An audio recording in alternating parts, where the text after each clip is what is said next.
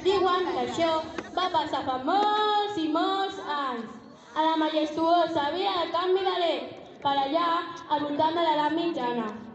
En aquells temps, els seus habitants gaudien d'una vida prospera i feliç.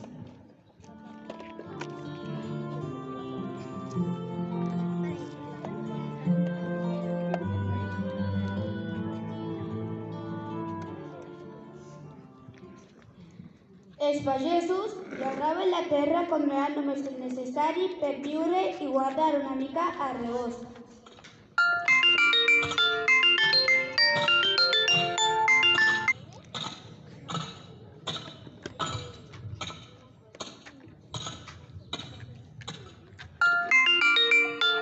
Els ramaders deixaven viure i créixer el bestiar tranquil·lament. Al mercat es comprava i es venia a preus justos. Verdures de l'hort de l'escola Can Milaret, me les treuen de les mans. Verdures de l'hort, ous frescos, qui vol comprar ous frescos? Ous frescos! Fusters, artesans, cosidores, mestres, tots treballaven contents, i és que el rei que governava aquelles terres ho feia amb gran enteniment, escoltant sempre a tothom.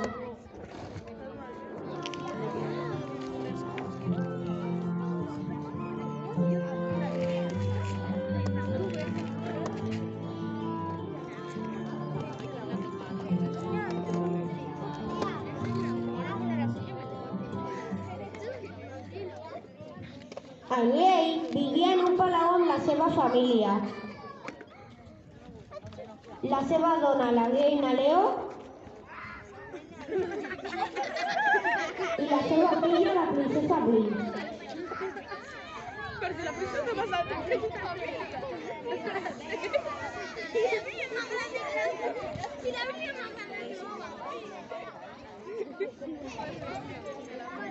Com que en aquells temps tampoc s'havien inventat ni la tele, ni l'ordinador, ni la Play, la princesa s'entretenia jugant al niu,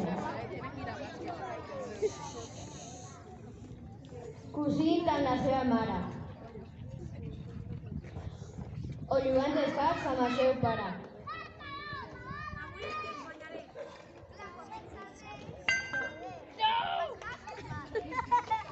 Però sabries el que més li agradava fer a la princesa? Doncs mirar per una de les finestres del palau com els nens i les nenes del poble jugaven junts a pilota,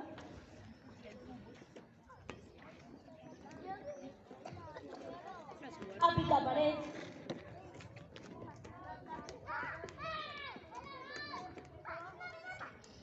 o a picar tomates.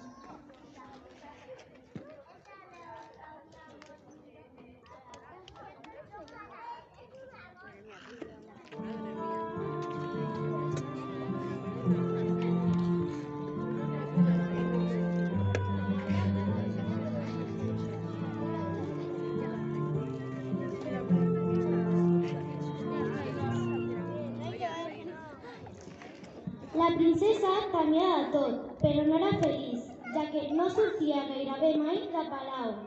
Tampoc no la deixaven rebre visites. Sí, la princesa passava moltes estones sola. Molts cops somiava que sortia del castell i jugava amb els nens i nenes del poble.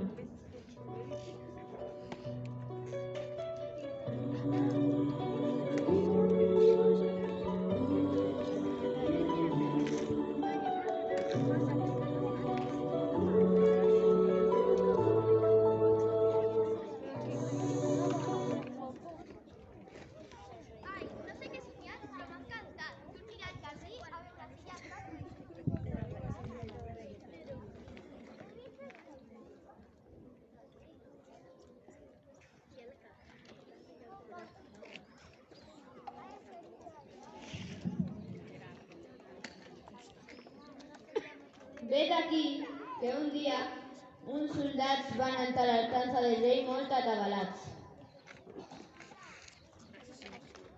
Senyor rei, hem vist un drac! I què hi fa un drac per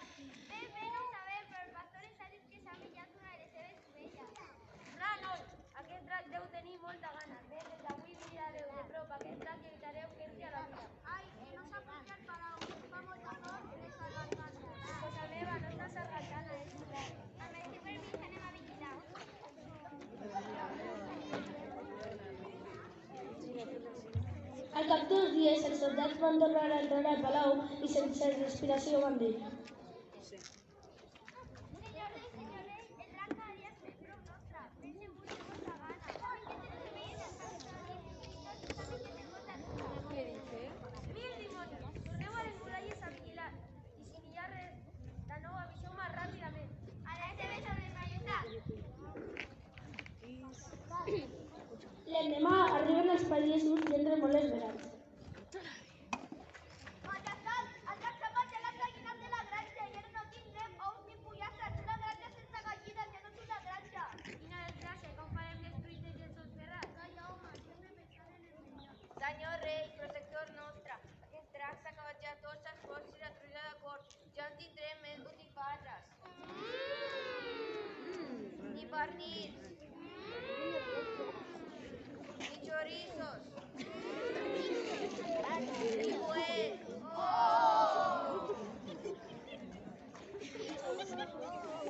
Quina desgràcia. Quina gana passarem. Majestat, el drac ha estat a les nostres cases i s'ha menjat el que teníem al rebot. Ja no ens queda res. Faci alguna cosa pel seu poble, marquietat. Ayudi'm, senyor rei.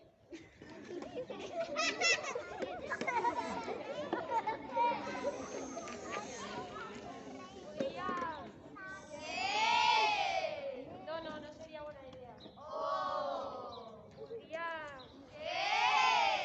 No sería buena idea.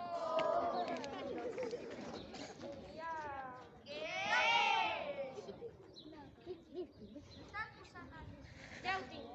Sí? Què? El millor serà que cada dia li donem una de les nostres criatures. Oh, no! Això serà terrible! Aviat ens quedaríem sense canalla. No és just! Els nostres pobres fills!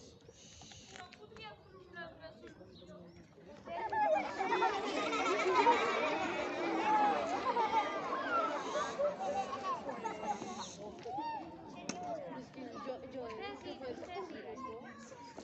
Aquí a prop a l'escola Can Vidalet, amb molts nens i nenes disposats a ajudar-los, oi? Sí! Molt fàcil. Demaneu-li a les mestres els noms de les llistes de cada curs i les escriurem en un paperet i els sortejarem uns quants. Què us sembla, nens i nenes de Can Vidalet?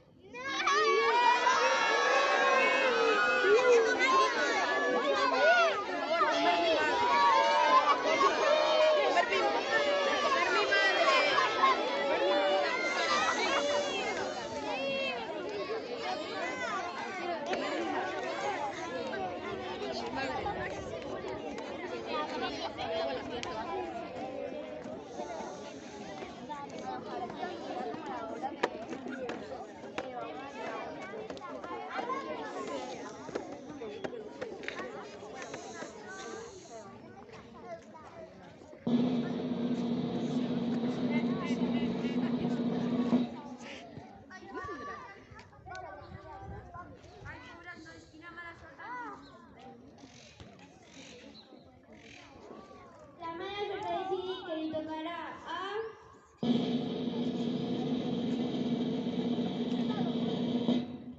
la Nora de la classe de les sirenes i dels tritons, la Carla de la classe dels dolçons, el Raül de la classe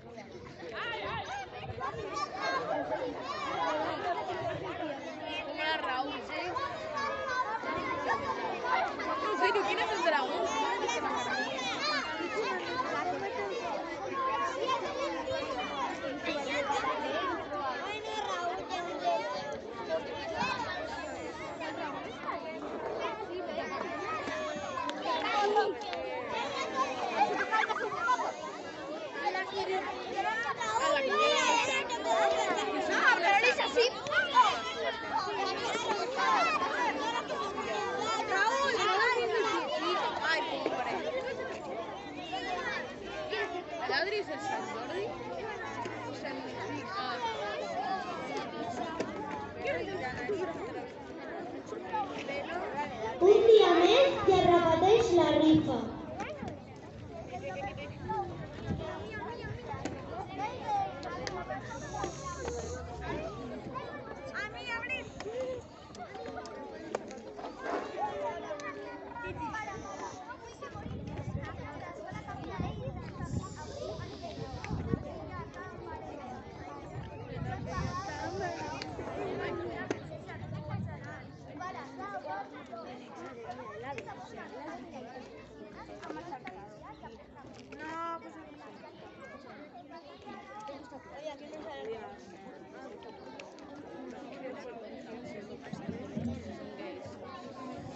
Es va fer silenci al prat. Cada vegada més tarda se sentia les coses de la bèstia. Va aparèixer el seu cos fastigós, amb les urpes esmolades, el cap immens i la boca oberta de bat a bat, deixant anar el seu alè poder.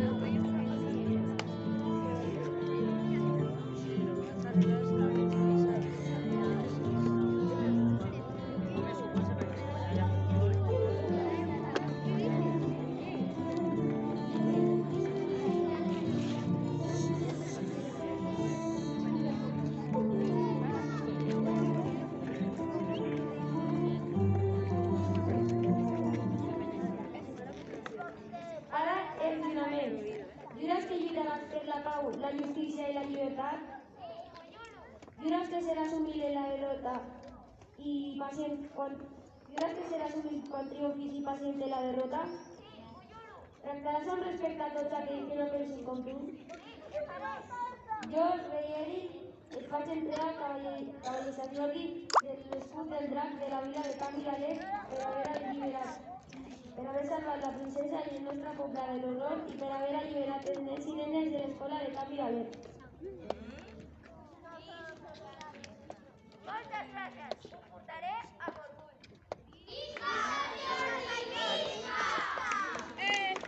I per celebrar que el cavaller Jordi havia lliurat la vila d'aquella bèstia, el rei i la reina van fer una festa al seu castell i van convidar tot el poble.